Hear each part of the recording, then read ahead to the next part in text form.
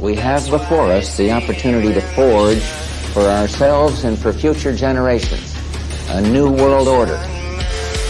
This crusade, this war on terrorism, is going to take a while. We came, we saw, he died. We tortured some folks.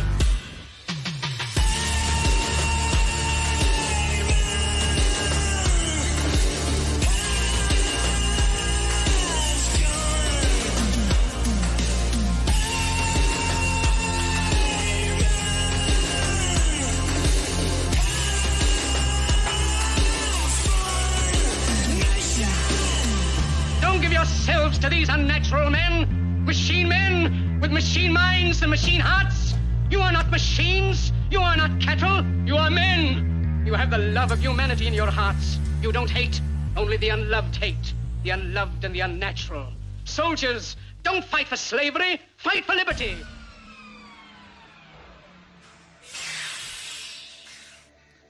And the pod's been parked. Ladies and gentlemen, episode 54. Can't believe we fucking made it, but we did. Thank you for being here. Guys, we got another good one. Continuing in the presidential series of things, we're bringing in another candidate tonight. But before we get to it, if you are here tonight, living in the moment, I appreciate you so much. And get out there, like, subscribe, share, smash all the buttons. And if you're listening later on the audio platforms, please leave a review for your boy. 4 or 5 stars. Anything less, I'm fucking coming for you. Wednesdays, don't forget, most Wednesdays, anywho, you can catch me on The System Is Down with that dude, Dan Smots, 3 p.m. Eastern. But let's see. Oh, one more thing. Dan, my main man, Dan, still on honeymoon. So hanging solo tonight with the guest. Hopefully he'll be back next week. But guys, we got a good one. I got a friend here, a colleague. He's a professional shitposter, a founding member of the Tower Gang, a ukulele enthusiast, and a candidate for president of the United States. Ladies and gentlemen, bring him in. Joey. Fuck yeah! Yeah! Hell yeah! What's up, dude? What's going on, man? I like that you have, hey man, nice shot is the intro music there, since that is a reference to the greatest politician of all time, and everybody should follow in his footsteps. That's right, man. Tell Jose to make a documentary about that, or tell him to make a series of stuff about that. That would be great. Yeah, do some pod episodes on that. Yeah, man. Dude, thank you for being here, man. You're running for president. Big cheese. Thanks for having me, man. I don't run for anything very often, but I am doing it in this case. I love that you're doing it. Somebody has to do it, dude. You know? We got some new faces in the race, but when you got in, it was like essential. Somebody had to do something.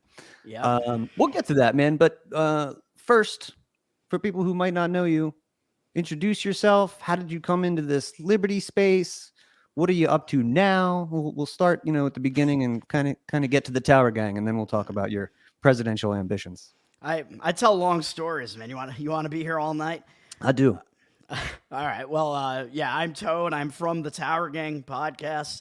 We are the most offensive podcast on earth. And how that started was a bunch of us were on Twitter during the lockdowns, essentially. And we were creating Twitter towers, which are strings of single letters, so you can spell out more offensive shit than you'd be able to say otherwise on Twitter, going after politicians, journalists, just any progressives basically who are promoting the COVID shit.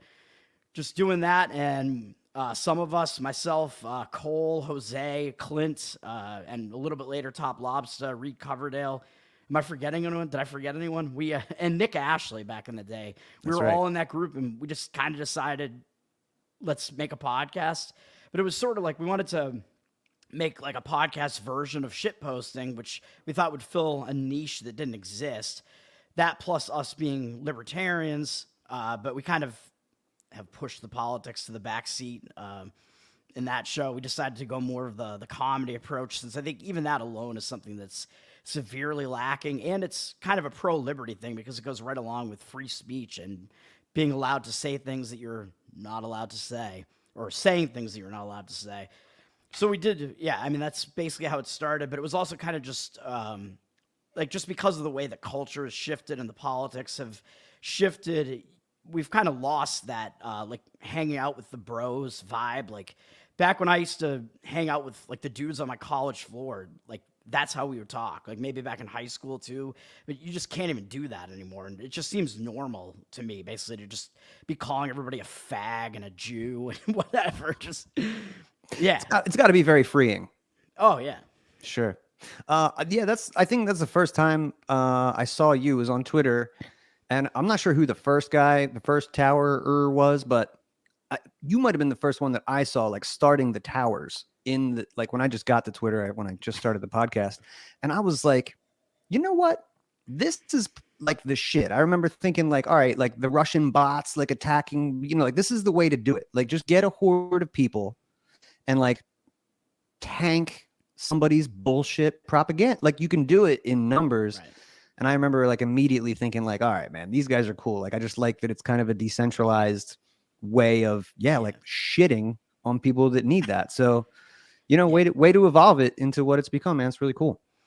Thanks, man. Yeah, the cool thing is, I mean, a lot of people think that we are bots, or back when we were actually doing the towers more frequently, they kind of thought that we were bots, but it's like, no, it has such an impact because it's all actual people, all different people. And when it was like in its heyday, we might have like 50 plus people like in one tower. And it's like, you're all agreeing with this message all at once and you're all spelling it out. It's all coordinated to some extent. Hector's starting the end tower. Oh, geez, I'm getting fired. Well, you're not gonna last through this episode, man. You're having me on. It's obviously a mistake. And I maybe I was like typically the first one in a lot of these towers because I was severely autistic and just in the chat all the time trying to coordinate these things. I'm like, I wanted it to be kind of organic because we kind of like, we'd be like, we want to tower this person. Like, we don't agree with what this person is saying. Let's come up with like a funny / offensive idea for what we want to say in response to this person. We kind of bat around ideas a little bit and then be like, let's go with this one. Do that, and then I was to the point where I was like keeping spreadsheets of all the towers we were doing. Awesome. Yeah, like that's pretty autistic. In a week and shit. Yeah, that's great, man. So yeah, you moved on from that, started the podcast, and signed to Gas Digital. Is that right? Yeah, obviously we're signed, we're banned. Both of those things are happening simultaneously. It's awesome. It's a first for Gas Digital to have a podcast that they signed and then banned immediately. That is really special. So yeah, you guys have you're like the Avengers of Twitter shitposters and podcasters. So you got Clint Russell up there, who's got to be like the VIP or the MVP rather of the past couple of years, just skyrocketed to the top there. Yeah. Jose Galison, who's also crushing it. Tower Gang Cole, who the first time I was privy to his stuff was as Fat Dave, which again I was just like, what a brilliant way to get 5,000 followers on Twitter. Just be Dave Smith, but fat. Yeah, exactly. Again, it takes a long time to get. If you're trying hard, 5,000 followers is a lot. So you got to think outside the box, man. I'll still give him shit for that. I'm like, man, it's not organic, man. You got like 3,000 followers in 2 days or something, dude, just for being Fat Dave. Come on. If I thought that I could switch up my profile to just Lauren Boebert's titties for a week and come up with 15,000 followers, I would do it. I'm sure there are like 100 people who have already done that. Yeah. There's places to go for that stuff. We'll get into those titties tonight. I want to get into them. We're gonna get it. You motorboating son of a bitch. I fucking knew it, Toad. You know me. I might get a concussion. I don't care, man. I love it. Give me the brain damage. It's worth it. The CTE, cool. And then I'll just start beating the woman after it. Dude, I know the podcast, the Tower Gang podcast, you said, focuses more on the comedy, and that's cool. Like, I'm actually a little bit jealous about that. But you had to come into this space somehow. So was it like everybody else, 2008 or 2012 with Ron Paul? Was that your introduction? It was not. I missed out on all of that. And I basically thought I was a Republican like for a long time, where it was just kind of a situation where I wasn't following it that much. And I just intuitively, I kind of was like, I believed that the left were completely wrong on economics. I was opposed to the left, and I still am.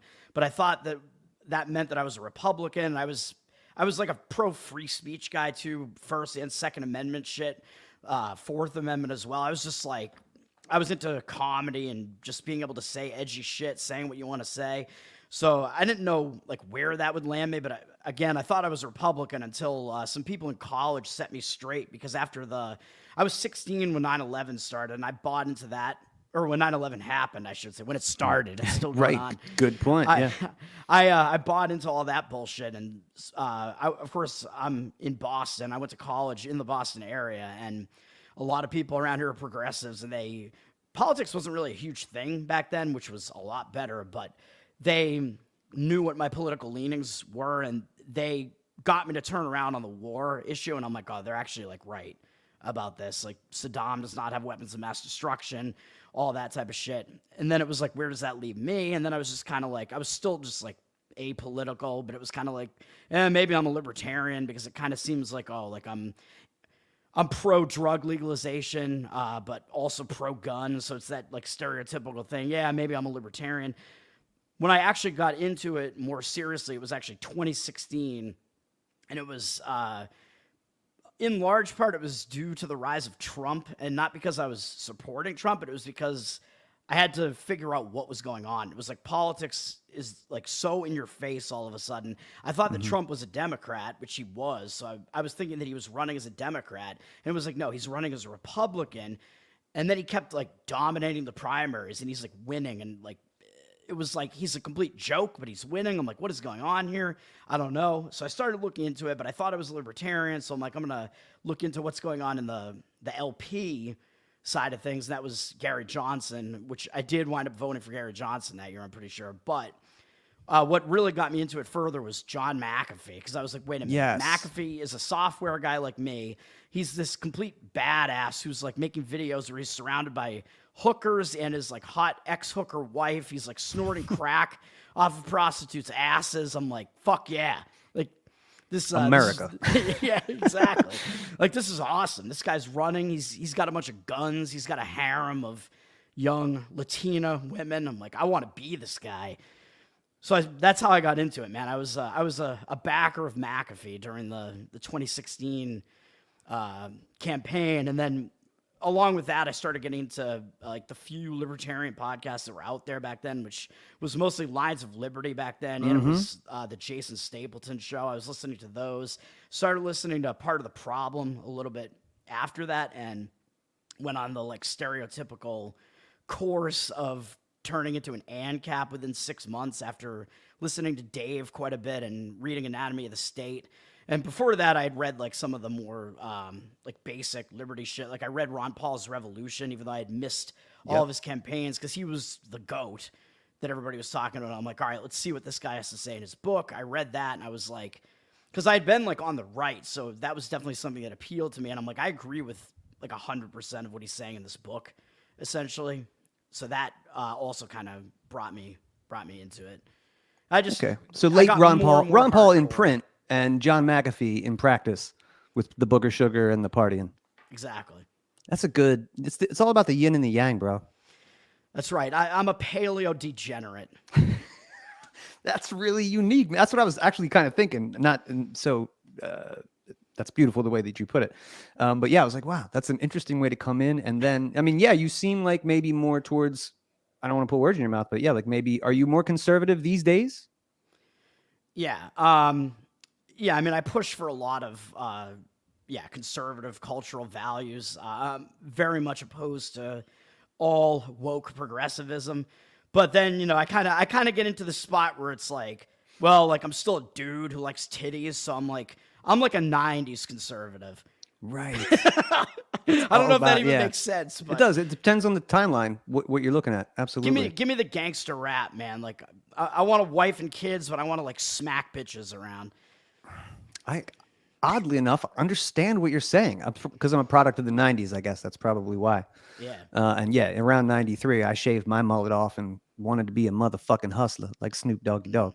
So I also had a mullet in the 90s, but when I was a kid, I don't know what my parents did to me, man. They were injecting me with HGH. They had me all mulleted up. I was a small person for quite a while, and then I got fat. I don't know what was going on. They ruined me.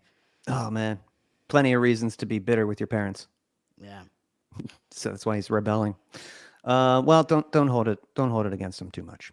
No, I love my parents. They're actually pretty awesome. Are they still married? Yeah. Dude, you're lucky. Seriously, man. My parents divorced each other twice. You know what that's like? I know. That's why I'm a hot mess. Literally, you need the two parents in the house. Yeah. So give your parents a hug the next time you see them. Cool, man. So let's get into it, bro. You filed the paperwork. Yeah. Crossed the T's, dotted the lowercase J's. Yeah. And decided to run for president legitimately. Yeah, and they actually came after me and made me amend amend the documents because they wouldn't let me go as Toad. You went for it? I'm not giving you all my government name. Shut the fuck up. I'm running under my actual name, which then really is fucking up some of these like straw polls because people don't know what my actual name is, and I still don't want them to. I was gonna say, I should have asked you in the back room there, but yeah, I figured, why call you by your government name when everybody knows you as Toad? That would have been cool if you could have ran like that. I thought that I'd be able to. Toad is my nickname in real life that started in high school because I had a bowl haircut and I looked like Toad from Mario. Because I'm a small dude as well. And I just was like, yeah, whatever, I'm going to roll with it, which wound up being to my own detriment because it doesn't really get you the ladies when you're like, yo, I'm Toad. you want to see why I'm named Toad? Yeah.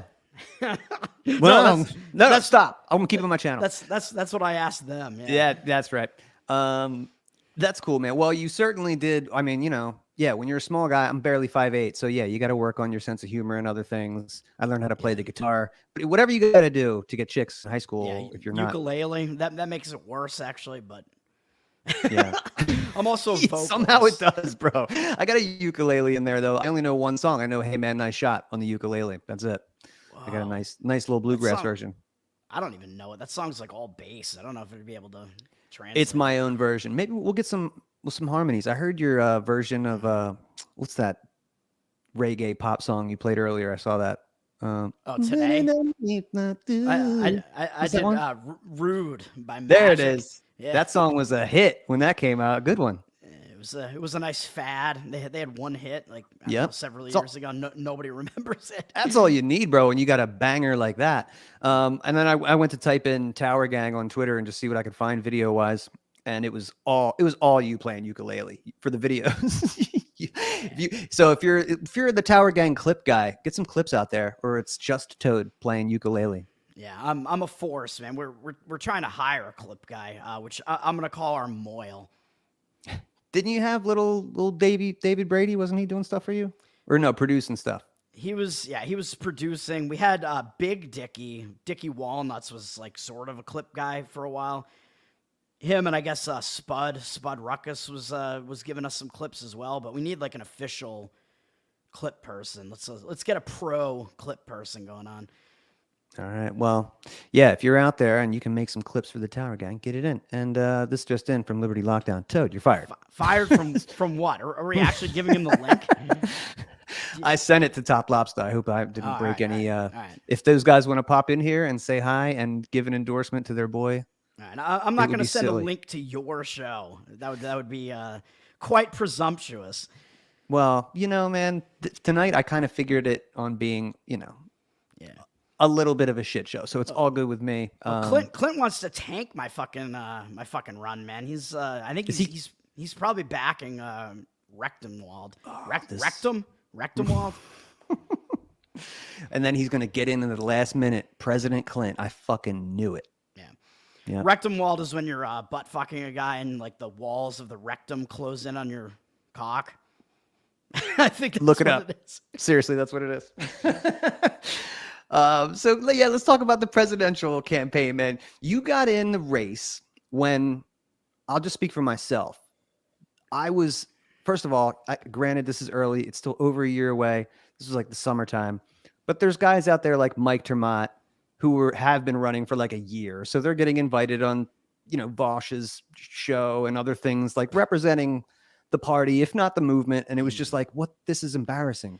So you ended up getting in before anybody, like before Josh, before Rechtenwald, before I think Duke Chastain got in with you guys kind of playing around in the beginning, but you filed the paperwork. So why did you do it? Why did you file that paperwork? Well, I don't know that I want to be representing the LP on Vash's show because, that's just going to play into the LP stereotypes. I'm like, of course, the LP candidates are going to be on a pedos show. It only makes sense. Why I got into it, it happened during Pork Fest when Ben from the Emo Caucus was like, dude, you wanna be our candidate? Because I guess he had asked Josh, but it seemed like Josh maybe wasn't gonna do it or something. I'm like, yeah, fuck it, because I kind of looked around and two of the candidates, clit rectum, yeah, two of the candidates were there at Pork Fest, and I'm looking and I'm like, it's Chase Oliver and Mike Termott, and then Lars was in the race as well, and I'm like, oh, so you have a fag, a fed, and a fat.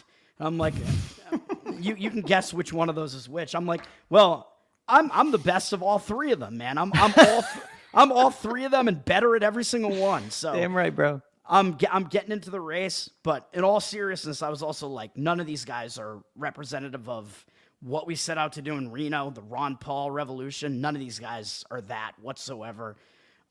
Chase is a woke progressive. I don't really know much about the other guys, but it's like, come on, man. So I'm like, I'm going to do it. I'll throw my name in there, and there's your option as far as a guy who's actually a Ron Paul guy who came up there through the Mises Caucus and was part of the Reno Reset. So let's do it. Dude, honestly, let me tell you, I know it's like shit happens. A news cycle lasts barely a couple days. So, 2 months ago there was a point you were my number one guy. I don't know if that's the case today, but you were my number one guy because you were the only guy who wasn't a fatty or a fed or a fake or whatever. And that's absolutely true, man. I was really grateful for that, just so that I could point to somebody and go, yo, man. And especially you, dude, who, some of your boys from Tower Gang are in the chat. Some of them aren't really down with the party stuff. Cool. I really don't care who's down or whatever, as long as you're doing good shit for liberty, all good. But it felt like, or it seemed like you were the guy who was kind of holding on the last bit of hope for maybe something good to come out of the takeover and the party apparatus, even if that's just for lobbying. That's kind of what you're doing right now. You're just lobbying on behalf of liberty through this, the vehicle, right? Right.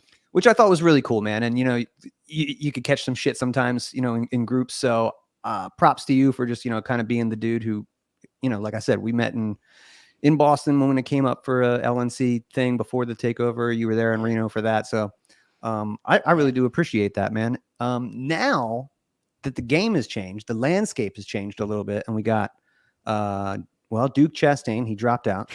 Yeah.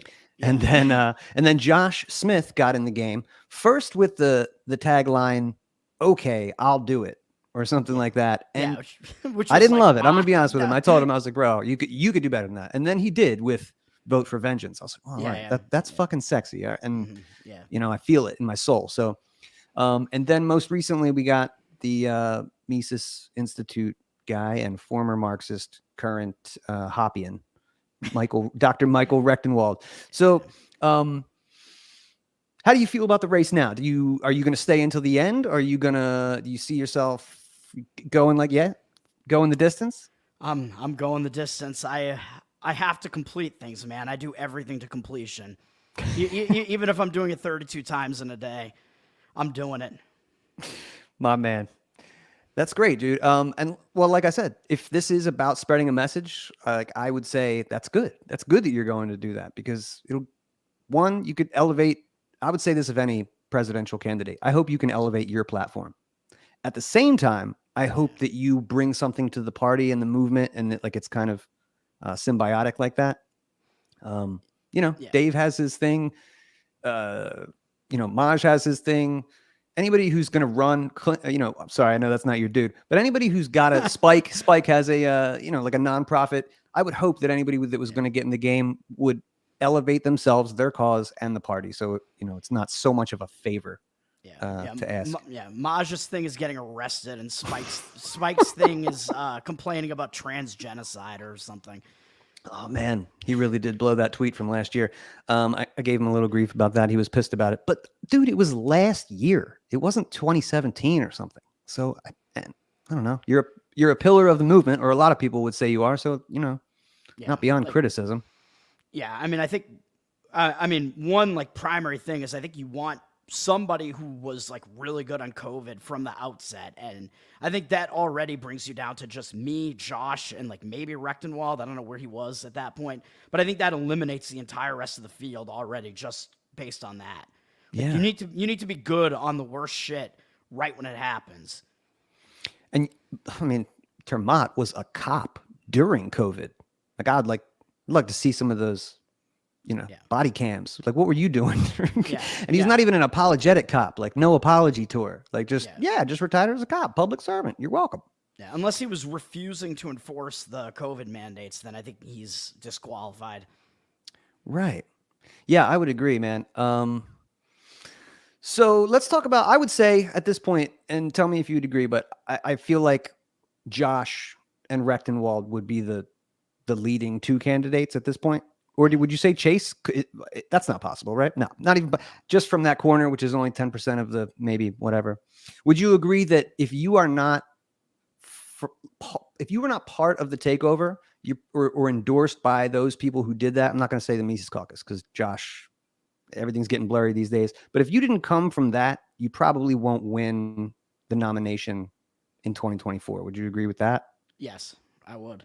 Yeah, I would too. Like if you're outside of that, goes for Franz, the guy from Attila. That's if you don't have any kind of. Yeah, I already forgot about him. I did too. I forgot about him too. But we shouldn't, because that guy's got 1 million followers online, and I know, man. He's got some nice cum felching videos. Oh, what are we doing? See, it's funny you mentioned Ben Weir. He came on Smots' show last week, and he said, this guy's like, he's giving Smots a run for his money for the Libertarian Illuminati, because he said, and checks out, he's the one that approached you and said, yo, you should run for president. He said that same thing to Josh, and he said the same thing to Franz. So far, that guy got 3 people to run for president, according to him. Yeah, Franz can suck semen out of my butthole, basically, because he thinks he's the Emo Caucus nominee or Emo Caucus candidate. I still am that. I was the OG. That's me. Oh, shit. I'm doing it.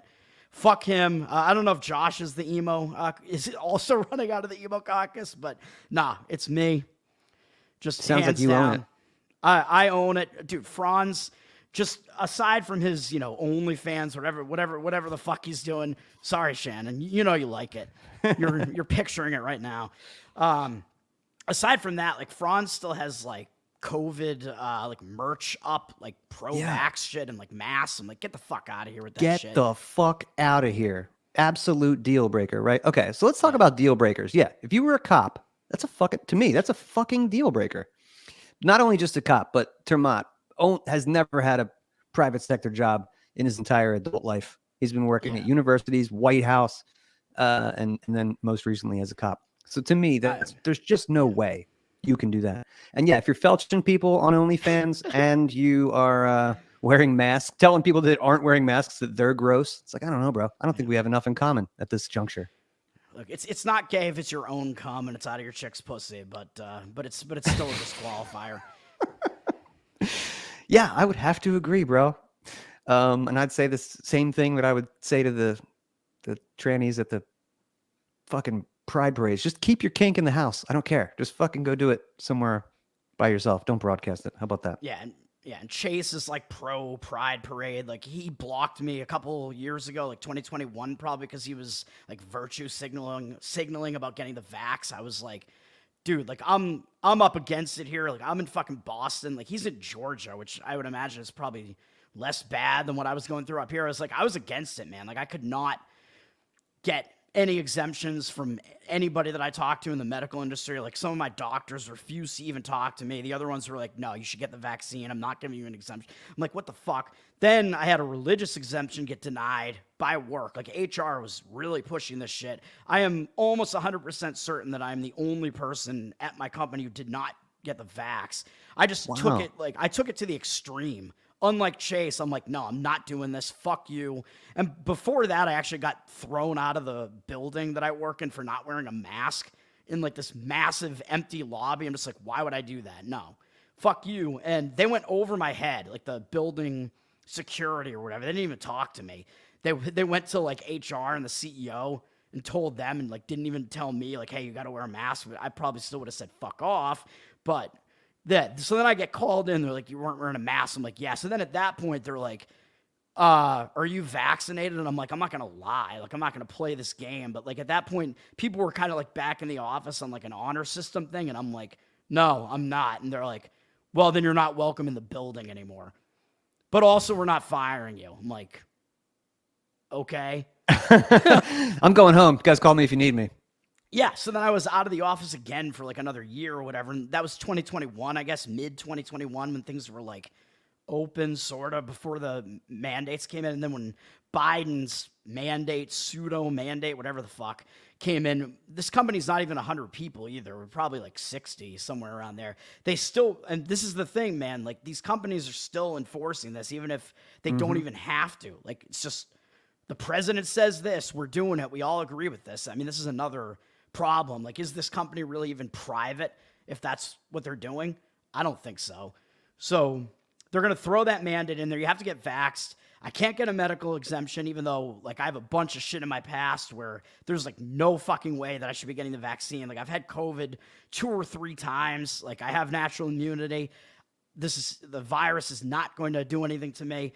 I have like blood clotting, stroke in my past. Like, I'm not going to take the risk of getting this vaccine. Like, why would I ever even consider doing that? That's not going to happen.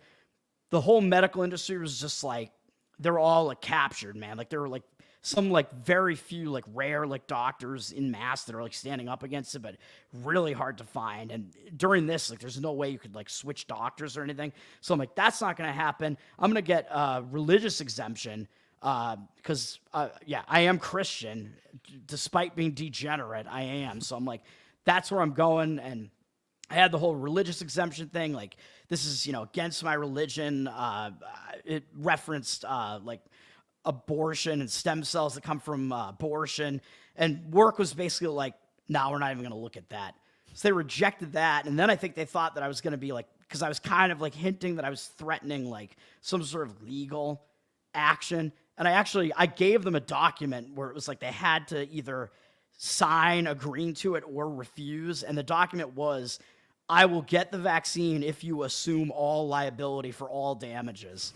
Sounds fair. And they know what my history is too. And they said this is not legally binding. So they didn't sign it at all. They didn't say yes or no. And I'm like, I was getting ready to get like an attorney involved. And I prolonged this to such a degree that like you were supposed to, I think, have the like proof of vax in by October or some shit.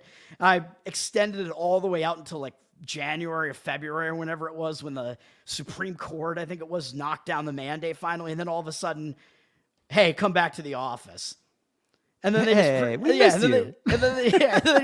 just act like none of this ever happened. Oh my God. It's Dude, way to go, crazy, man. It's crazy. And if you talk to people, like I'll talk to people like one-on-one, like even like people that I work with, and like a lot of them kind of agree with me. Like a lot of people see it, like at least now, like in the heat of it, they probably would not have at all. But like you'll get people that are like, yeah, I think like you're right. Like I work with people who actually have had like serious like injury, probably from the vax, like really bad shit, like Guillain-Barré, like paralysis for like a period of a month, like really crazy shit for like healthy, like 20-something-year-olds. Dude, first of all, I'm really proud of you that you stuck it through all that. And I got to say, I'm kind of, you know, it's a good thing that you didn't have like a family and some kids to support or something like that, because like maybe you would have just been like, fuck, I have to do this. Or, you know, like I know people that were like that. Like, I don't have any choice. I don't have any choice if I want to keep this job. But, you know, if you just have to take care of yourself, man, you can do that. I'm not saying that it couldn't be done with a family, but it would have been a lot harder, bro. It was an advantage for sure. And I think that's one thing that also like puts me like well above some of my opponents, some of these other guys like Chase. Like, come on, man. Look, Chase Oliver, and anybody who supports him that thinks that this guy is the guy, Let me tell you what Chase Oliver is. Chase Oliver was box number 3 in a Georgia Senate race. Number 3 box. Nobody knows who knew who he was. Nobody cares who he was. The only reason he got 15 minutes of fame on MSNBC was because he was the 3rd box and he tripped the whatever it was, the 2% that needed to happen to cause a runoff in Georgia. Yeah, it went to a runoff. Like people are not even going to remember that it was him that did it. Everybody's just going to remember the runoff and remember that it was Walker against. Yeah. I don't even remember who won. I just remember it was Walker. I think it was the other guy who wasn't. Yeah, it was a Democrat. But look, Shane Hazel was the guy who did it the election season before, and he caused the runoff. But the difference is Shane Hazel is good at what he does. Right. You know what I'm saying? And you could elevate a guy like that. So just to put it out there, if we wanted a guy who caused a runoff in Georgia, we would have fucking called Shane Hazel. All right, Chase, so go home. That's what I'll say. Yeah, that is exactly right. And I will say that also during the COVID shit, I was being pretty vocal about all this shit, and I was able to kind of like turn people that are like the closest to me, like in my immediate family for the most part. Like my mom was like kind of sort of like libertarian leaning ish kind of. She has kind of a weird mix of beliefs, I guess, even though she was always saying like, well, I'm a Democrat, but but she has a lot of like conservative cultural leanings. But then like as like more and more of this stuff was happening, she was seeing that I was right about like more and more of this shit. Like she's like, I would say she's libertarian at this point. A lot of it is from listening to me like rant about this shit all the time because I never shut up about it. But I'm more proud that I think I played a part in my sister completely flipping, because she was hardcore, like she was Hillary supporter, like progressive Democrat in like 2016 and up through like early 2020, like into, I remember in May, she had not seen my parents at all yet. And my parents are like in their 60s. And I was like, I'm not going to stop like doing what I normally would do as much as I can help it. Like, of course you have businesses that are enforcing mandates and all this shit going on. So that's a problem, but I'm like, I'm not going to stop seeing my parents. I'm going to still go see them like on a weekly basis, whatever. And even though my dad is like very blue pilled and like buys into all that shit, he didn't have a problem with me like coming to the house and whatever and hanging out with them. Like, I think kind of like just on like a core level, I think he kind of knew like this isn't actually that much of a problem. And my parents both had COVID like early on. I'm almost positive because my mom was in the health industry, and just based on that alone, like she got sick like kind of around that time. I'm pretty sure she had it. My dad got it from her, whatever the case may be. I'm like, this is not going to be a problem. Like I'm going to keep seeing them. My sister came over to my house for the first time, I think seeing me and my parents all at once. And she was like yelling in my face about having seen my parents during like March and April, basically. And I'm like, this is crazy, man. Like, this is insane. And I think she stormed out of my house. Yeah. And then like a month and a half later, she was like almost completely agreeing with me on the COVID shit, because like she does a lot of stuff with psychology. She's a psychology master's, and she was like seeing like the bad effects that masking was having, especially on like children. That's kind of a big issue for her, even though she's not a mom or anything, but she was really into like that aspect of it and seeing like this is bad and seeing what was going on. And then like she was getting like tired of having to wear the mask, and she was getting yelled at for not wearing the mask, and she had completely flipped. And I think, having to listen to me has something to do with it as well. So way to go. That's a pretty for a Hillary supporter, that's a pretty quick turnaround. So yeah, and then it got during the 2020 election, she was rooting for Trump to win, even though she still does not like Trump, and I mean neither do I. Really, wow, so she's like Michael Rechtenwald all over the place, huh? Crazy. Yeah. Just kidding. He's going to be on the show soon, and we'll talk about something. Yeah, vote for my sister for president. Yeah, sure. Anybody could do it. If you're not Chase Oliver or a cop, we'll talk. Yeah, my sister's a better libertarian than like most of the LP field. True that. Oh, shit. I hate to do it, but we've got an interruption. Oh, shit. Oh. What up, Clint? What's up, man? Oh, he's muted. What a professional. He's muted. Waiting in the wings. Oh, man, he's muted. He looks all jaundiced. Holy shit, what's going on? The beard's looking good, though.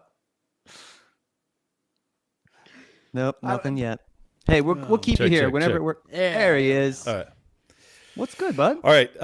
Thank you for having me. As Toad's campaign manager, I wanted to make sure I could interject before he derails all of my efforts. When he tends to speak, that can happen. But I will say this. Look, Josh Smith, too many kids. So many kids. Toad, 0 kids. Josh, wife. Toad, no wife. This man is committed. He will do nothing but read Hoppe. Hey, don't he will tell read Benzo Mises. Barbie that. He will read Rothbard. He will ignore Benzo Barbie's claims for his heart. He is committed to this path in a way that no other candidate can possibly match his energy, his commitment. He's just really, in so many ways, Josh Smith just should drop out of the campaign. I mean, obviously Toad is the guy for it. And then on top of that, you got Michael Rechtenwald. God bless him. He's written books. But has he tweeted consistently for years the way Toad has? No, he hasn't. Has he ever done one tower? Even one? Has Not he ever even a said the single- N-word? No, I'm sure he hasn't. Probably hasn't even thought it before. Toad thinks almost exclusively about the N-word. Do you want a candidate who has never said, much less thought, the N-word? I mean, honestly.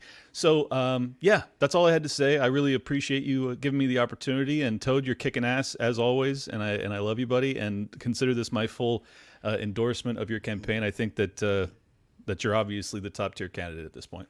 Oh, thank you, Clint. I have no idea if you're being serious, but thank you. That's how you know it's good satire. I'm telling you what, this is that Tower Gang camaraderie that I was talking about, though. This is why you guys are, top of the game, because you got each other's back like that. Exactly. That's right. Look, Yeah. let's be honest. Even if I thought Toad would be a disaster as a candidate, I'm still going to support my guy. So, Yeah, that's right. yeah.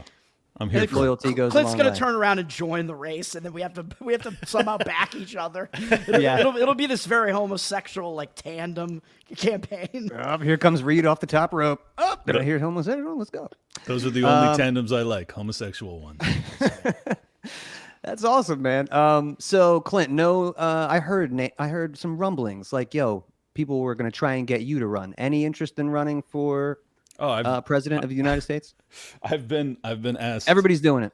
I've been asked countless times. I really would rather not. So I don't intend to. If Reluctant hero. I can appreciate that. No, please.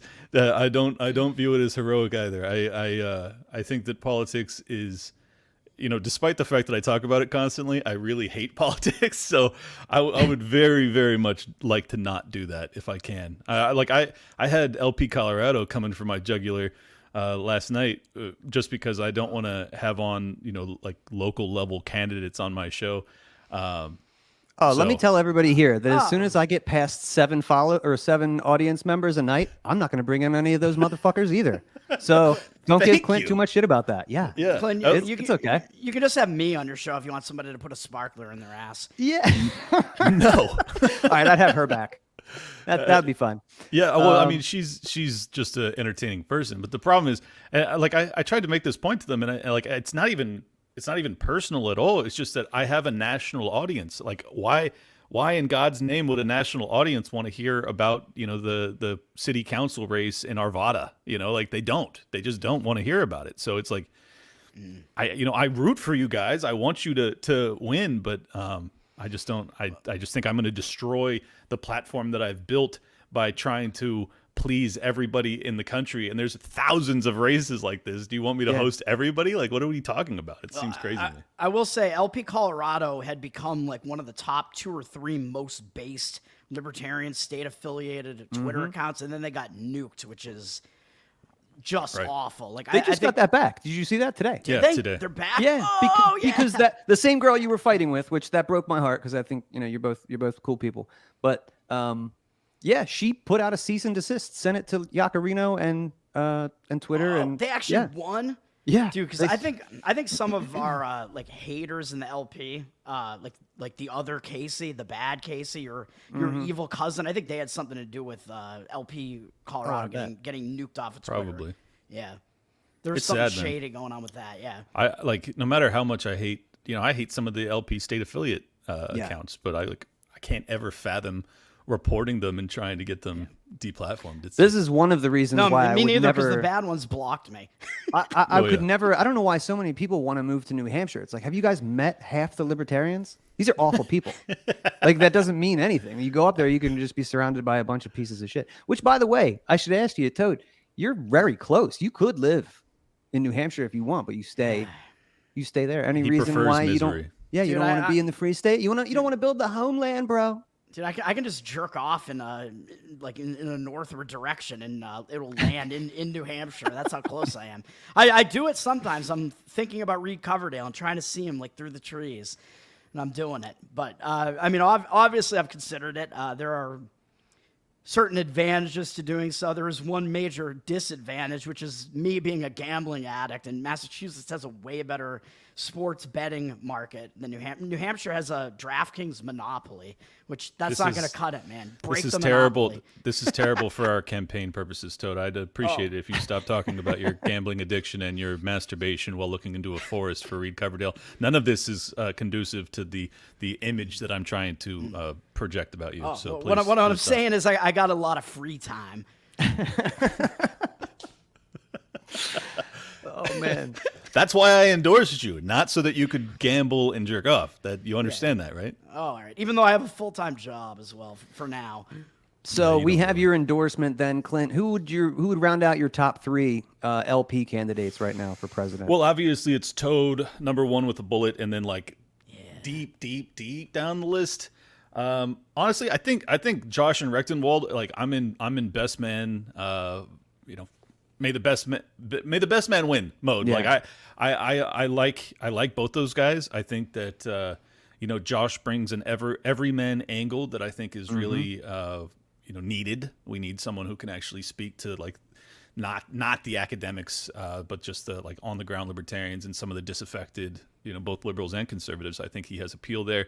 I love Rechtenwald because he's got all of the academic backdrop. He's written the books on the issues. He's able to describe and explain the the takeover of our capitalist system via ESG and DEI, which makes it not at all capitalist.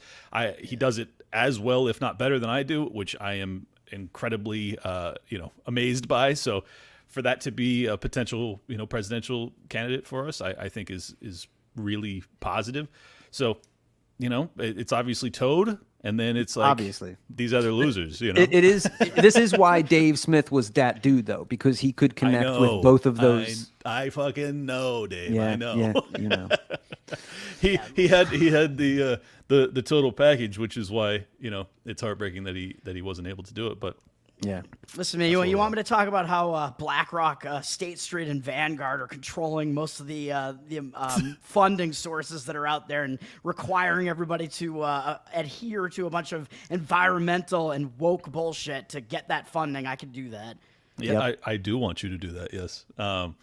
Yeah, but He's calling the shots, so yeah. exactly. As your campaign manager, I am instructing you to do exactly that. Okay.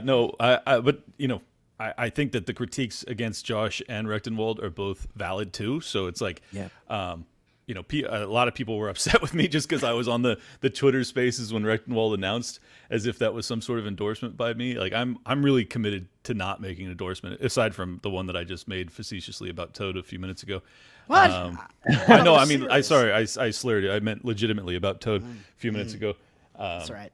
So, yeah. Clint, since you're here, and I was on 3.5 hours, I don't know how long it went total, but I was on 3.5 hours of that call. You brought up the DARPA connection to yeah, I thought that was really interesting. We'll never discover where those documents came from, but let's just get past that. And and just maybe, I mean, he first of all, he gave like a Howard Dean when that when that came out. That laugh was a little over the top. I'll give you didn't that know- one. Yeah, and just my fucking radar went up a little bit. Look, What do you think about that? Yeah, honestly, like it's a long time ago. It was 20 years ago. Fucking he DARPA claimed- though. Yeah, no, I know. They but like, they make those robot dogs that are gonna kill yeah, us all. yeah, no. Well, I mean, I don't know if it's specifically DARPA, but yeah, it's those types of agencies that are doing that Yeah. type of shit. So, look, it's not good, but like like Josh was also in the military. And it's like, is that disqualifying? You know, like I don't think so. I think that he was working as a young academic with a family, and he said he was very open about it. He didn't deny it. He didn't say that it didn't happen. He said, I cashed a check to do something, and I felt as if I was kind of like a anti-war hero in their midst, and you know, was kind of like actively circumventing what their end goals ultimately were.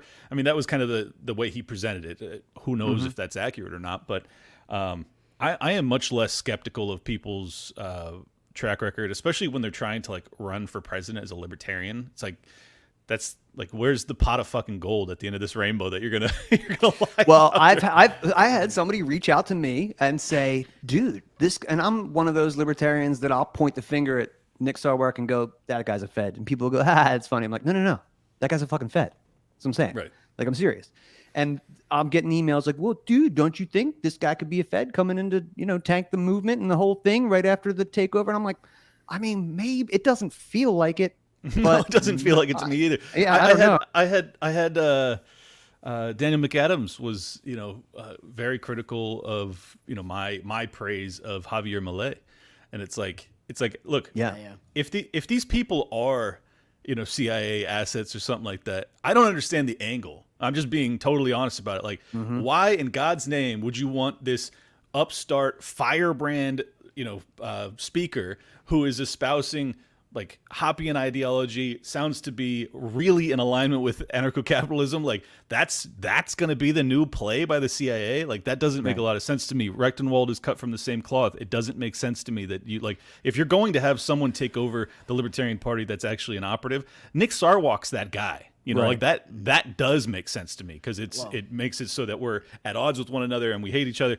You know, and he also doesn't really espouse libertarianism in the way I perceive it. So I don't understand the accusations. If it's a limited hangout, I'll hang out for a little bit. Yeah, exactly. I'm gonna hang out and see what happens. What do you think, Toad? If Rechtenwald is out there brandishing a chainsaw and saying that he's going to take that to the establishment, then I'll be more on board with them. I think that's fair. You know. Yeah. And I like.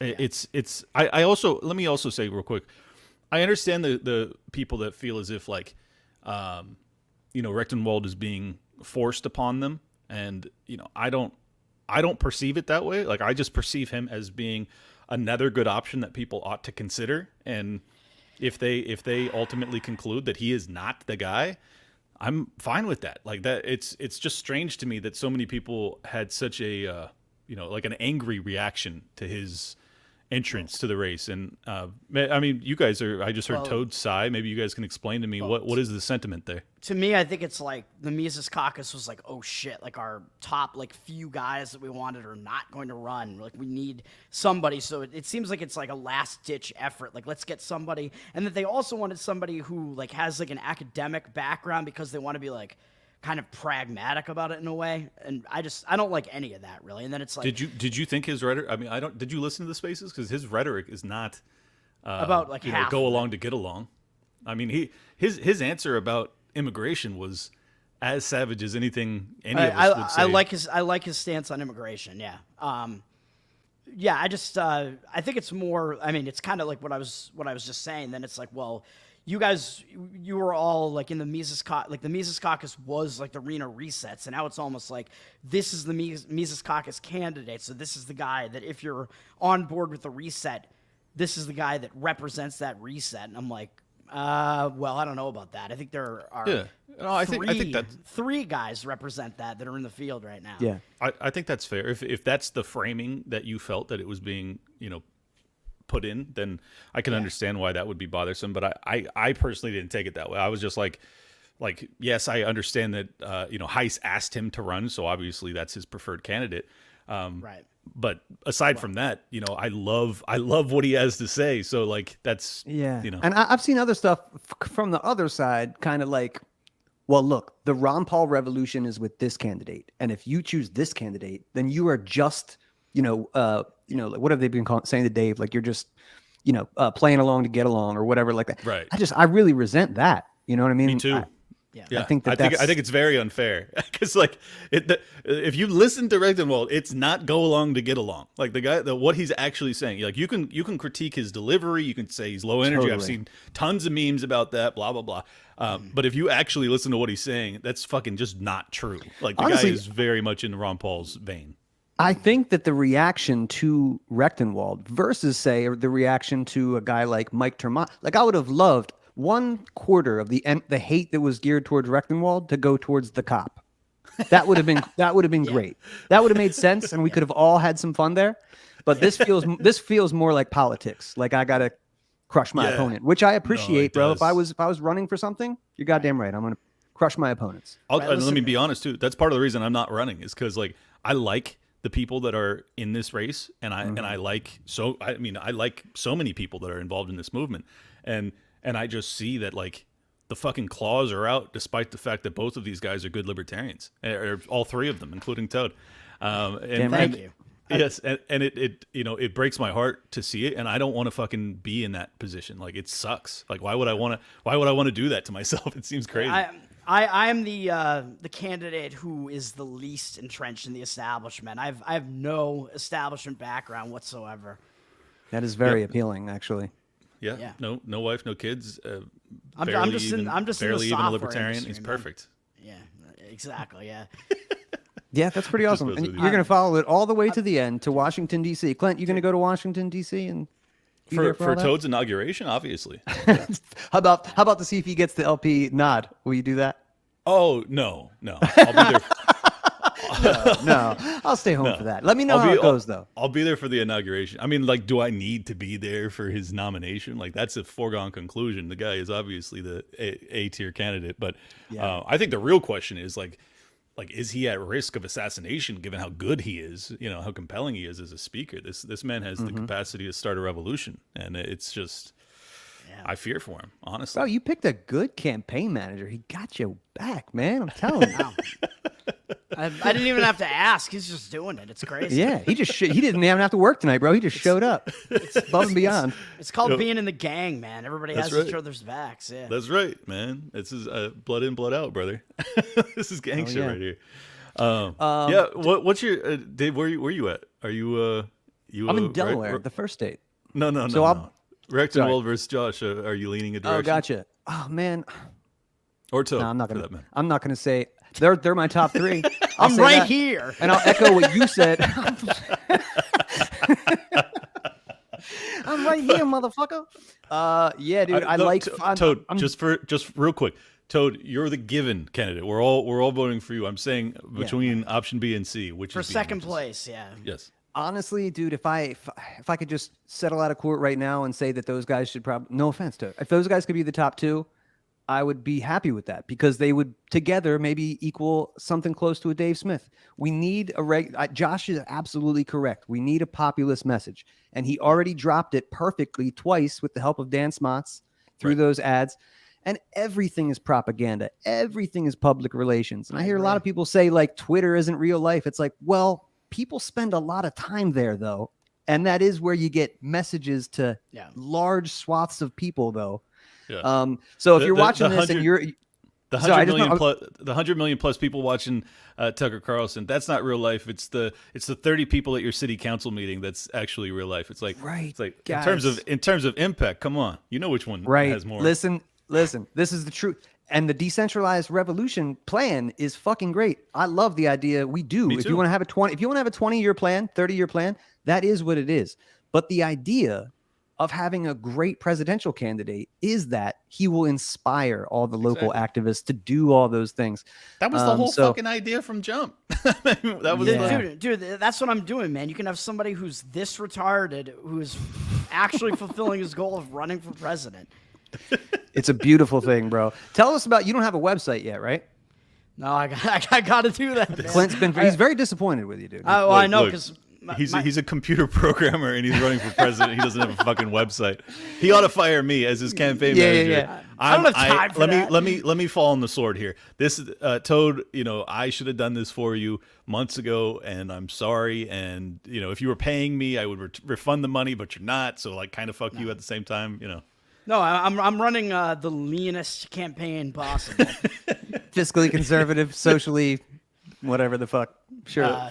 Keep So keeping all that money for advertising. socially awkward. What's on the agenda? What's on your platform that you're excited So about? I did tweet it out a while ago. Maybe I should boost that and retweet it again, or just actually get a website going, get it up there, because it is meant to be a serious but shit posting campaign. So I listed. Did you at least tag it to the top of your account? I hope. No. Oh, jeez. It's lost from 2 months ago. Yeah. I'll find it. It was one of the only threads. Usually I'm quick fire, like one tweet or like maybe even a long tweet, but this was actually a thread because I I read it. split I enjoyed it. Yeah, thank you. So I was trying to go for like kind of memedom in a way, and like what is going to piss people off, but it's actually like a serious plank. So the number one plank is literally BLP New Hampshire, and that is, or AKA meme them until they cry and possibly commit self-harm, which is wage social media warfare, especially on Twitter, against like the lockdowners, against all of the tyrants, the journalists, all that type of shit. Yeah, do that. Get the message out there in all those different ways. That's number one. Number two is basically, it's similar to what Josh is running on, but I think maybe I'm doing it in a catchier way. He's got his vengeance thing, which I like. I want vengeance, but I'm calling this, and this is the Michael Malice, Jeremy Kaufman thing. I'm calling it Governors to Gitmo, and I'm literally endorsing taking all of the lockdowners, not just the governors, but like Fauci and like all the higher ups that promoted this, throw them all in Gitmo. We're not closing Gitmo. We're keeping it open, and we're going to throw all of them in there. We're taxpayer funding that thing until the end of time, and we're putting them all in there. I'm not even joking. Like this was these were the most serious crimes against the American people in our lifetimes, and these people need to suffer consequences for it. I mean, just as your campaign manager, I could say, we could put them in, voluntarily funded jails domestically, as opposed to maintaining any sort of foreign presence in Cuba. But, I will cede to you as the candidate. As they should be waterboarded with the mRNA vaccine. Now we're talking. my All God. right, that's an idea I can And give while Governor. they're in there, Governors because I have to throw the emo shit in there because I am still the emo caucus representative. We're gonna force them to listen to Screamo while they're in there as well. So that's number two. Number three, which I think is another one of the most important things, is make January 6th a national holiday. But really, what this plank is about really is freeing all of the Jan 6ers and making the point like Trump is supposed to be your guy, January 6ers. He threw all of you guys under the bus. Fuck that. These guys are getting like serious prison time for the crime of like walking into a building, essentially, for the most part. Free them all, and additionally make January 6th a national holiday just to piss people off who are promoting any like prison sentences for any of these people. They're patriots. They didn't do anything wrong. They were reacting to the COVID shit. Like, they were reacting to the lockdowns. They're reacting to, like, similar to what, like, Oliver Anthony's music is all about. Yeah, like, people are being treaded upon by the establishment. They're focusing on the correct enemy here, the halls of Congress. Make January 6th a national holiday. Celebrate it. And I would even go beyond that, really, and I would say to commit a January 6th every single day. Do January. What's your opinion on January 6th? Do it. You should do This it. is definitely how you end up on a terrorist watch list. No, I think as a compromise position, maybe we just pardon all of the J6 offenders, and then we mandate that as reparations for their false imprisonment, they are all provided with an AR-15, and then we just see what happens after that. I would say do that as a minimum, but definitely make it a national holiday. Fuck yeah. Definitely make it a national. Dude, we have to go. Now like, you as know hard why as I love possible. Toad and his candidacy. Yeah, this Plank- is all good. This is all Plank- good so far. Plank 4, leaning into the emo shit again, is called Crimea River. But what that is really about is stop crying about Ukraine, end all of the wars, not just the one in Ukraine, but end the U.S. military presence abroad, just across the board, but specifically Ukraine, because it's the big issue right now, and it might result in nuclear escalation and potentially World War III. But just you got to be realistic about this. Russia is not going to be giving up the parts of Ukraine that are predominantly ethnic Russian, which is Crimea and the Donbass for the most part. That is like really that is what this war is about. It's about the U.S. having like a nonstop like military presence to fund the military industrial complex. That's really what it's about. I just got Yes. notification in my email that the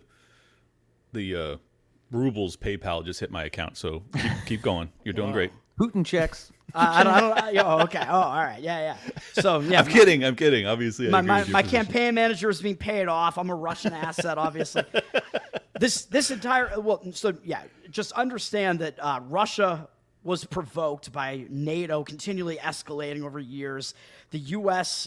Carried out a coup. They installed a puppet government in Ukraine in 2014. Oh, Why are you plagiarizing Scott Horton right now? Please Yes. stop. At least drop his name, bro. Yeah, shout out to Scott Horton. You can read all about it in his upcoming book, which is called Provoked. And I believe subtitle "Time to Call Zelensky a Homo." How great would it be if that was actually the title of the book? I made the cover artwork for it. I tweeted it out, and that was the subtitle. And Reed Coverdale had a quote excerpt on the cover of it that just said "gay." that should be it. But in all seriousness, yeah, I mean that's my anti-war plank.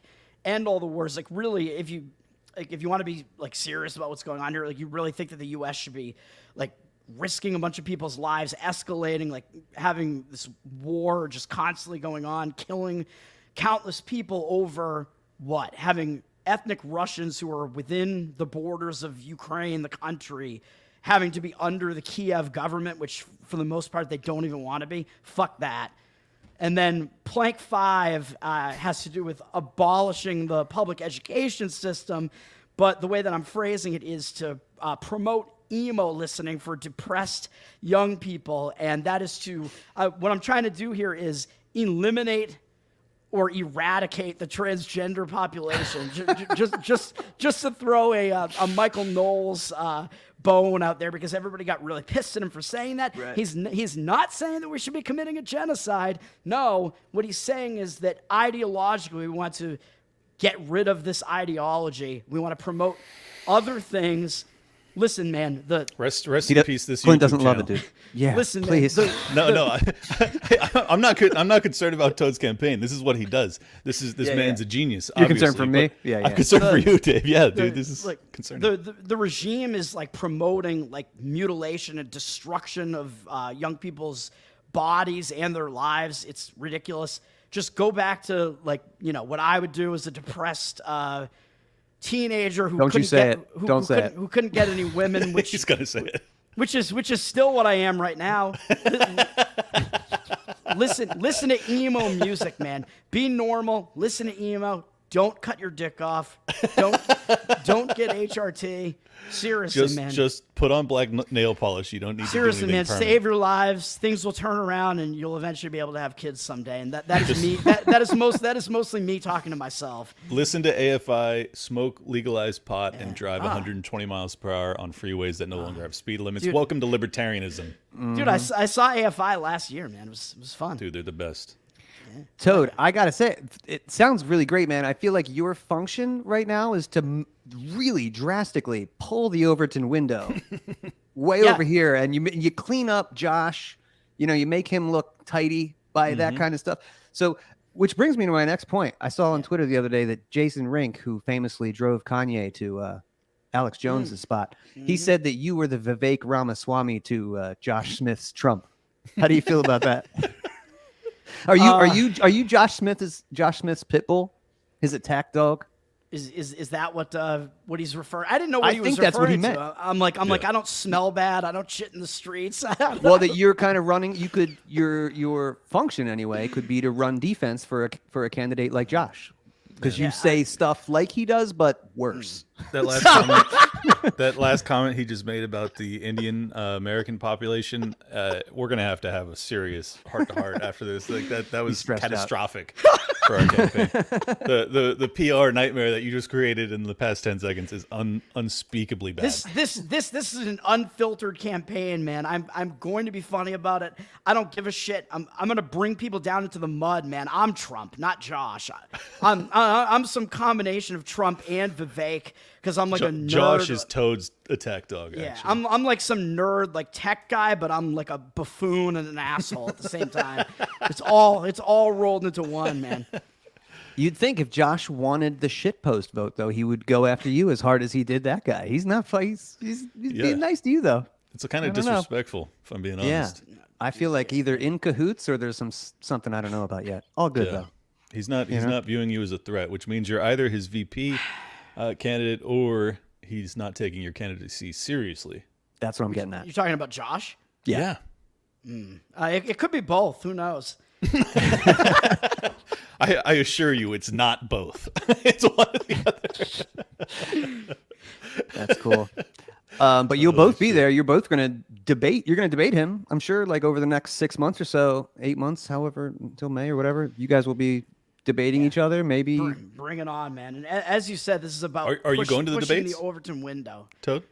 Which debates? I'm banned from some of them already. I don't know. Whatever debates there are. Well, they have started. I know Josh is trying. He's going to Georgia soon. I think Jersey and a couple other states. So yeah, bro.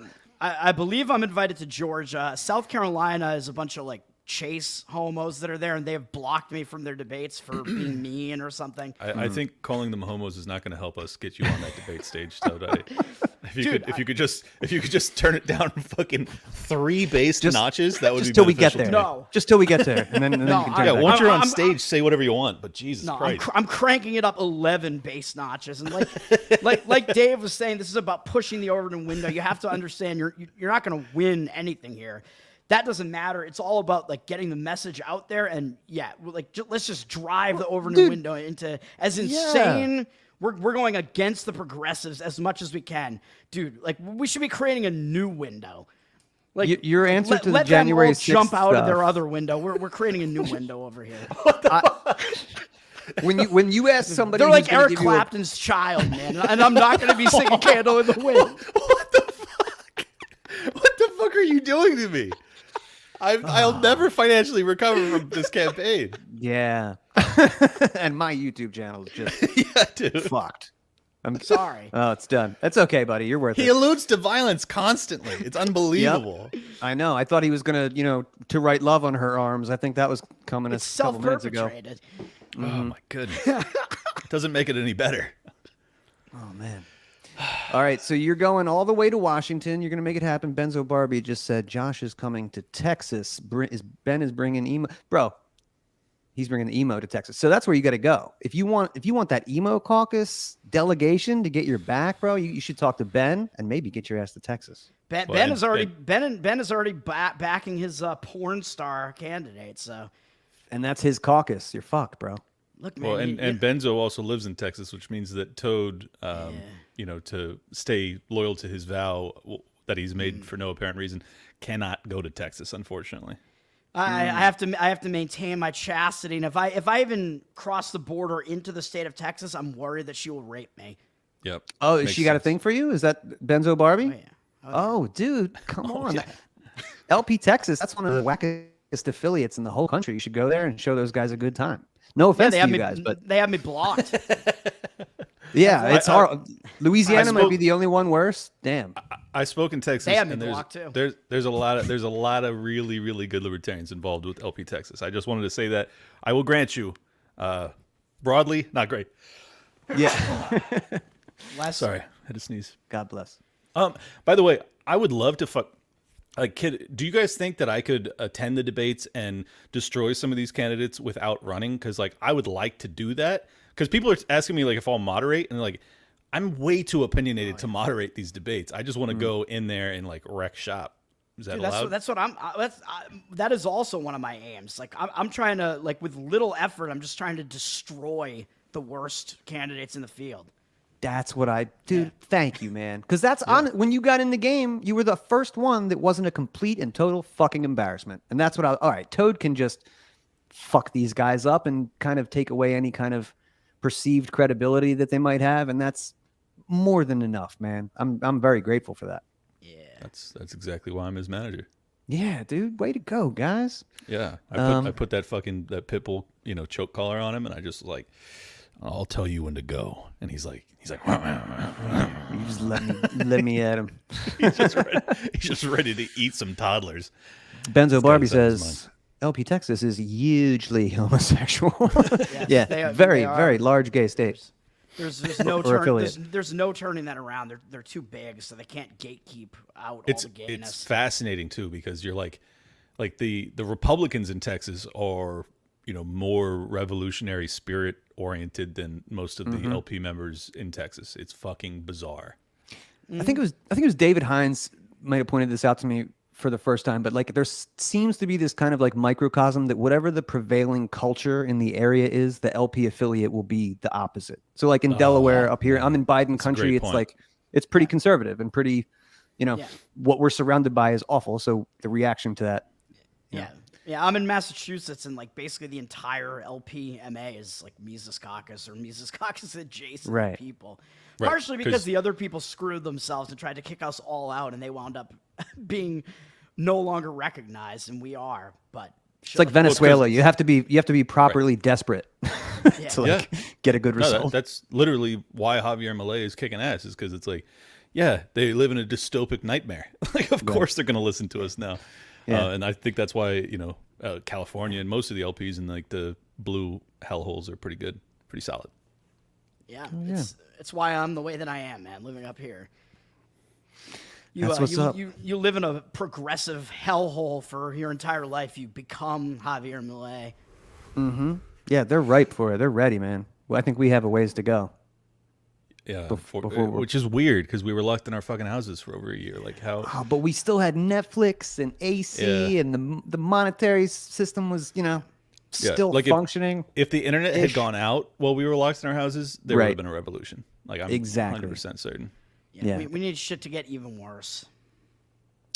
Cool, dudes. I'm kind of heading towards the end of it here, but Toad, you're gonna go all the way to the end. I fucking appreciate that because where can people send campaign contributions, Toad? Yes. My mailbox. Send it to Clint. He'll take care of it. He knows how to handle money. Jesus Christ. You can send them to the Tower Gang locals. I'm pretty sure you just committed like an FEC crime. Like you can't be doing this. Fucking hell, man. Yeah, you did fill out the paperwork. He might be right. I did. I did. I'm actually the treasurer. I can give you my. I could give you my Venmo. I love it. My mailbox. Don't send him any money. I do not want Toe to go to prison over this silly thing. Right. Jesus. He's going to do this whole thing pro bono. Don't worry about it, guys. I got it. Don't send any money. Just I got this. It's the pro bono and the pro boner campaign. Jesus Christ. Please put that on a shirt. Yeah, get some shirts. Get a website.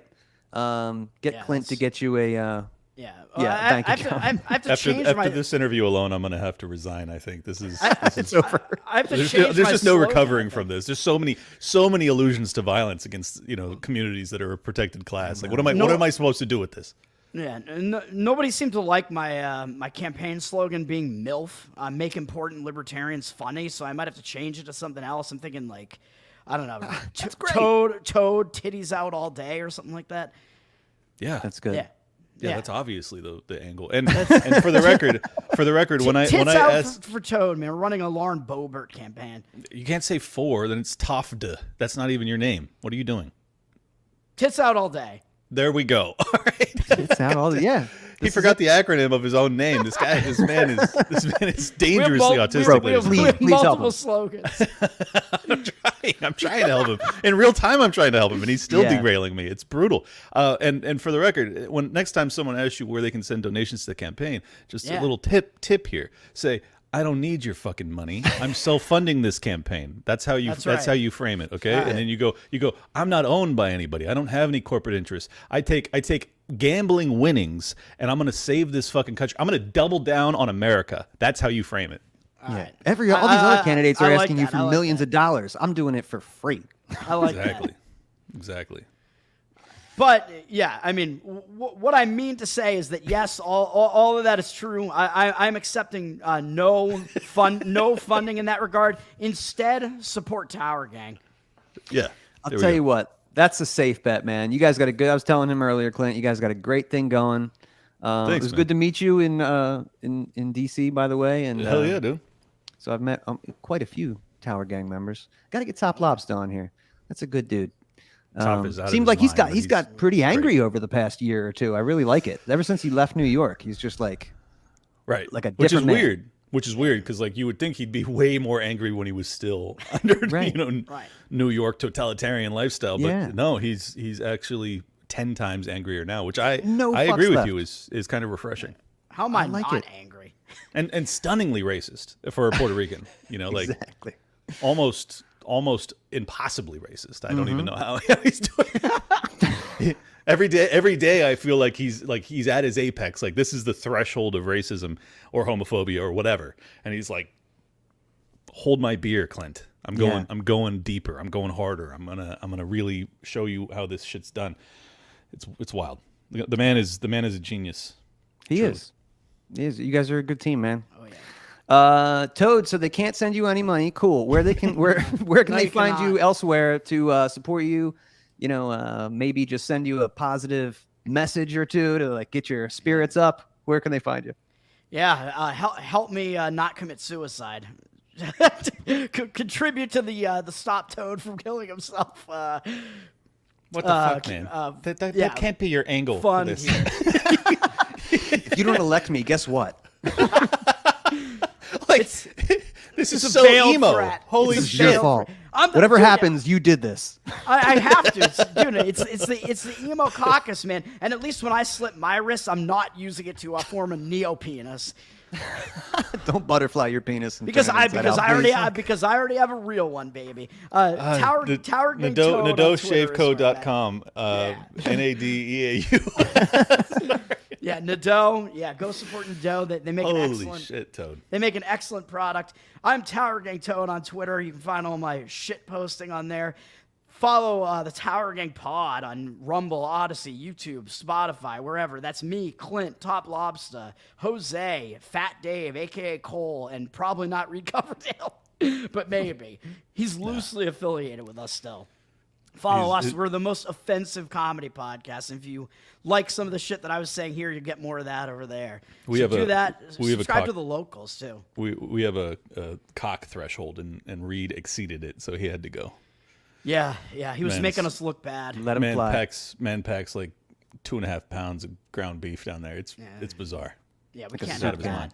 We cannot have that. Anybody who can fold theirs up and still reach their belly button, that's not going to be allowed. Yeah, can't have that. He can almost triple fold it. It's wild. Yeah, not on this show, sir. TowerGang.locals.com, and I am the host of Better Off Dead, the most suicidal sports gambling podcast that is out there. You have another. Okay, I was going to ask you that. Follow me there too. Really, you have your own podcast about gambling? Yeah. Okay. Better Off Dead. Because Jose got one. Clint obviously got one. Todd Lobster just started his show, so yeah, you guys should all have your. But it's BETTOR off dead, Better Off Dead. Yeah, I am a better show. Yeah, just where he threatens to off himself if you don't subscribe every day. If you don't sponsor me. I at least threaten to do that if I lose a certain amount of these bets that I am promoting. That's awesome, man. Keep it up, Clint, bro. Thanks for blessing us tonight with my with pleasure, presence. Man. Oh well, I'm getting paid handsomely to manage this fiasco of a campaign, so I had to be here, contractually obligated actually. But to be honest, I would have been here anyways because deep down in my heart, there's really no candidate on earth that represents libertarian values or suicidal ideation better than Toad does. And I couldn't be more honored to be a participant in this campaign. If anybody wants to check out my other show, which is obviously not nearly as important as Toad's campaign for the presidency of the United States, an inevitability, a conclusion that you will see come to pass. This man is prepared to enter the White House, and he will be the first bachelor to do so, and he will be the first to end all government programs because he is a legend amongst men. So make sure that you don't send any money to him because he doesn't fucking need it because he's going to win whether you want it or not. And if you don't make that happen, you know what he'll do. Yeah, join me in making America emo again, man. Oh, I forgot to mention. Yeah, so We Are Change on YouTube. We do live shows quite often. Myself and Luke Rukowski. We've already had on Larry Sinclair. Dude, I didn't even tell you that. States. That's Amazing. so awesome, dude. So Listen, crazy, I got to bro. take a minute. I got to just tell you that as somebody who's an OG in this movement, dude, and who's been following Luke Rudowski since he was just a fucking little kid with his hoodie up, going up to Henry Kissinger with him, like, bro, to see this culminate, like now, to see you guys hosting a show and all the success he's having, and you're obviously crushing it, dude. I love to see that. Like, there's something Thank you, crazy that Luke Rudowski is like hosting presidential debates. Like, this is amazing, man. Like, It's wild. to go back and tell somebody in 2004, 2005, 2006 that one day this would be coming almost like mainstream, or like just the way that it is. It just is beautiful, dude. We did 250,000 views on that Sinclair interview. It was awesome, and you were great on it, dude. You were the comic relief. Like, you allowed it. You guys are a good bouncing off each other. It was great, dude.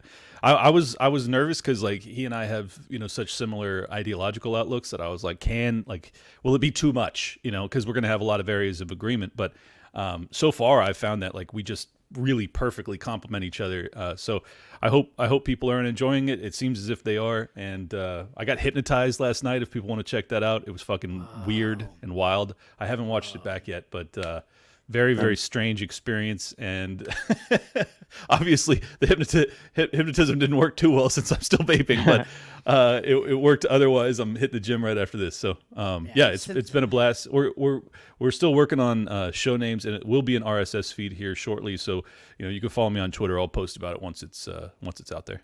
Hell yeah! Since the Sinclair interview, Clint and Obama are Eskimo brothers now. This is great. Again, what kind of world are we living in where you can just go and tell 300 million people that Obama is a gay crackhead? Now, you couldn't do that 20 years ago. You could do it, but nobody would believe you. You didn't have an audience. Now I love it's the biggest audience. I love it so much. It's so great. I got to watch the premiere of that Tucker Carlson episode, standing literally shoulder to shoulder with Larry Sinclair. As he's like filling in blanks and shit, and we're like cracking up, and he's just like, he's like, I used to be a bit of a slut, and I'm like, Larry, I think you're still a bit of a slut, brother. Get off my balls, Larry. Obama filled in his blank. It was such a surreal experience to be like watching this dude talk to Tucker, and I'm standing next to him, and then we sit down and we talk to him for almost 3 hours. And the dude's very open about it. Like, who knows if he's telling the truth, but he says he's down to take a lie detector test to prove it again. So he seems committed to the lie, if it is a lie. I don't know. Listen, man, he's not Tucker. He's not Javier Milei. He's not protected by anybody. You go out there and you say that kind of shit, you better be something in it for you. Right. And I'm just saying, my bullshit detector did not go off during that. I mean, like like a lot of people still just assume that it's bullshit, and I'm like, look, I talked to the guy for hours. Like, I really think he's telling the truth. I do, but I don't know the guy well enough to say, like, I can't go to the mat for him. I can't say, yes, this absolutely happened. But, the fact that he's able to bring up, names of the driver and shit like that, like a real investigative reporter ought to be able to go out and figure out if this story's true. But if it is true, you probably won't survive that process. So I don't know if I'm going to dig any deeper. dude, and what Clint is doing is awesome, man. I've been following him since like during the lockdowns, like 2020, and then he was on Tower Gang with us, and then he just completely blew up in a massive way, and now he's interviewing some of the most massive people on the planet. It's fucking awesome. Yeah, Clint, I've never seen anything like it, dude. 2 years, 3 years tops. I mean, it's incredible what you've done, man.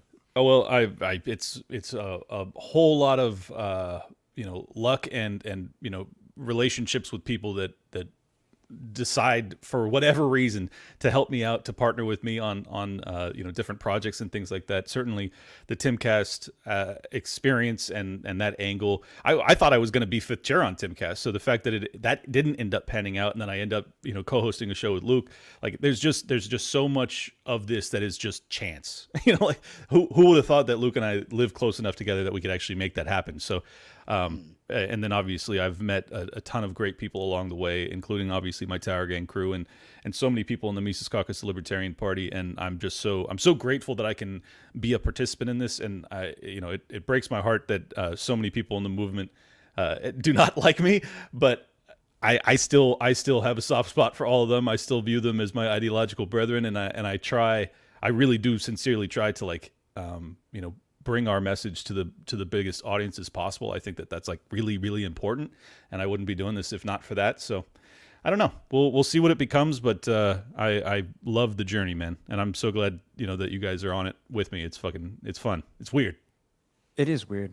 It's trippy. It's like Yeah. participating in your own choose your own adventure. Yes, exactly, poking the dude. universe a little bit. Yeah. Like I'm gonna be fucking one of the VIP guests at the with Donald Trump Jr. and Patrick Bet-David in a couple of weeks. Like the fuck am I doing, Bro, here? that's the pinnacle, bro. insane. You made it to the World Series. So Yeah, have a great fucking time. Yeah. I mean, eventually all of the the sexual allegations amongst the Tower Gang crew will eventually take me, but Oh yeah, that's coming. You better fucking prepare for that, bro. that's why Reed's hours. not coming out now. Yeah. They have hours of video of me, sexually harassing Reed Coverdale. Like, how am I going to get away with this stuff? I'm so like, I've used racial slurs. Like, ultimately, I'm doomed. But it's going to be fun until that happens. So Yeah, ride the lightning until you got to deal with that, bro. Have Toad, a good time. let's go to the gym, brother. Let's do it. Yeah. All right, Guys, I really appreciate it. Thanks for coming. hell yeah, dude. Thanks for Anytime. having me, man. Absolutely. Let's do it again soon. Clint, I'm going to hit you up for an episode of your own soon, man. I enjoyed. Okay. Thanks for swinging by. Yeah. Toad, he doesn't really need my help. Let's just be honest. So He's on autopilot, bro. He's crushing it. And I appreciate the way in which you swang that hammer, bro. Keep doing it. he does. He does threaten bodily harm a lot, which we can work on that maybe. But other than that, he's doing awesome. Bringing the Way to go, dudes. sledgehammer. Do it. Smash these nerds. I appreciate it. It's necessary work. All right, guys. I'll talk to you soon, all right? Yeah, man. Peace. Peace. Peace. All right, my friends. That's it. Episode 54 is in the bank. Appreciate you being here. We'll be back next Monday, and we will do it again. Until then, I want to thank my guest, presidential candidate Toad, and also his homie, Clint Russell, for coming in and hanging too. All right, guys. I'll see you next time. Peace. Now